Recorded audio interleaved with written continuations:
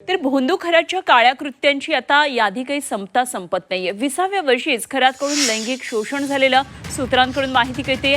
1980 मध्ये खरातनं त्याच्या नातेवाईक महिलेवर अत्याचार केल्याचं आता पुढे आलंय। सूत्रांकडून ही माहिती कळते आणि दुष्कृत्यानंतर गावकऱ्यांनी त्याला चोपही त्यावेळी दिला होता। तर भोंदू बाबा अशोक खरातचे हे कारनामे आहेत। वयाच्या 20व्या वर्षीपासूनच त्याचे सगळे कारनामे सुरू होते। काळ्या कृत्यांची यादी त्याची वाढतच चालली आहे। आता त्याच्या गुन्हेगारीच्या साखळीमध्ये जुन्या आणि धक्कादायक प्रकारची एक माहिती सूत्रांकडून येते।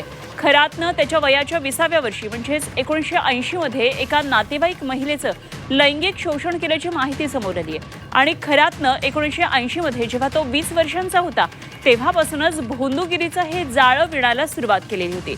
आणि याच दरम्यान त्याच्या एका दूरच्या नातेवाईक महिलेला मूल होत नसल्याचा फायदा घेऊन त्यानं तिला जाळ्यात ओढल्याची चर्चा आहे। खराचं हे दुष्कृत्य जेव्हा गावाला समजलं तेव्हा संतापाची लाट उसळली। संतापलेल्या गावकऱ्यांनी खरातला चांगला चोप दिला आणि त्यावेळेस तसंच पोलिसांच्या भीतीनं खरातनं एका रात्रीमध्ये ते गाव सोडलं आणि तो फरार झाला। गाव सोडून पळालेला हा खरात तब्बल 15 वर्ष गायब होता। आणि या प्रदीर्घ काळामध्ये तो नेमका कुठे होता, कोणाच्या आश्रयाला गेलेला होता आणि त्यानं तिथेही असेच काही प्रकार केलेले आहेत का, असे अनेक प्रश्न आता या निमित्तानं उपस्थित होतात। आता पोलिसांना याचाही शोध घेणं गरजेचं आहे।